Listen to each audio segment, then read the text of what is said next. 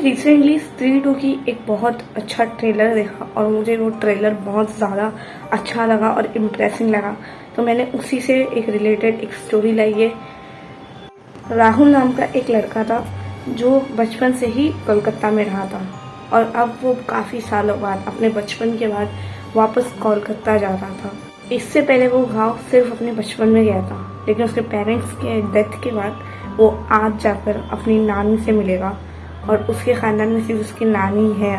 राहुल गांव पहुंच तो गया, बट वो जो उसकी मेन सड़क थी वो पूरी खराब हो चुकी थी बारिश की वजह से। तो उसने देखा कि एक वहाँ पर बोर्ड लगा है जिसमें एक एरो बना हुआ है जंगल की तरफ। तो राहुल पैदल चलते चलते जंगल की तरफ और होके अपने गांव जाने लगा। उसे पहुँचते पहुँचते शाम होने लग गई कि अब सूरज भी ढलने लग गया था। तभी राहुल को कुछ ऐसा लगने लगा कि उसके पीछे से कोई तो कुछ स्लो का बोल रहा है। वो तेजी से भागने लगा और भागते भागते उसका पैर किसी चीज़ से टकराया और वो नीचे गिर गया। जब उसने उठकर देखा कि वो किस चीज़ से टकराया था, तो वो किसी का सर था, एक बहुत ही सड़ा हुआ सर। वो भागते हुए अपने नानी के घर पे जाने लगा और जैसे नानी के घर पे पहुंचा वैसे उसने दरवाज़ा बंद कर दिया। उसकी नानी देख के उसे खुश तो हो गई थी, पर थोड़ी अजीब भी थी, क्योंकि राहुल के कपड़े पूरे खराब हो चुके थे, पूरे गंदे हो चुके थे। राहुल ने अपनी नानी को सब कुछ सच बताया कि उसे वहाँ एक कटा हुआ सर मिला। तो उसकी नानी बहुत डर गई, क्योंकि उन्हें पता था उसकी बैक स्टोरी। तो सर कटे की बैक स्टोरी ये थी कि वो अपने मॉम डैड से बहुत प्यार करता था। वो एक दिन गाड़ी चला रहा था और अचानक से उसकी गाड़ी के सामने कोई कार आई और उसने उस कार को उड़ा दिया।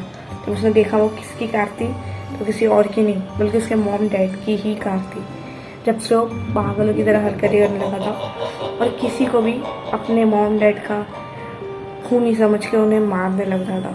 तो इसलिए गांव वाले ने अपनी सेफ्टी के लिए उसे जंगल में जाकर उसे मार दिया, उसका सर भी काट दिया। राहुल को ये सब बातों पे भरोसा नहीं हो रहा था, इसलिए वो अपनी नानी के साथ खाना खाया और वो जाकर सो गया। जब वो उठा तो उसकी नींद आधे रात को टूटी थी।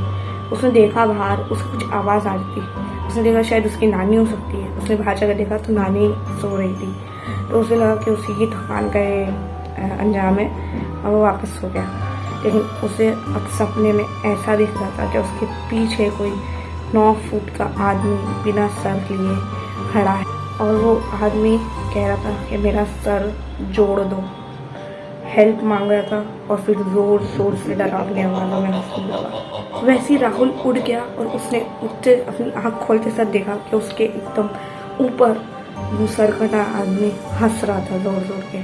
वो बहुत डर गया, वो चिल्लाया।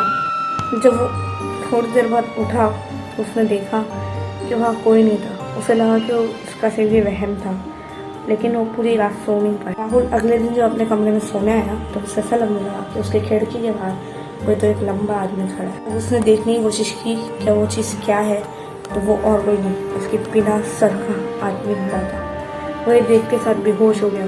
जब उसकी नानी साथ आई तो उसने उसे होश में लाया और कहा कि आज मैं तुम्हारे साथ ही सो जाऊंगी। उसकी नानी उसके साथ सोने लगी। नानी की ज़रा सी आँख लग गई थी और जब वो वापस उठी तो उसने देखा कि अब राहुल वहाँ नहीं था।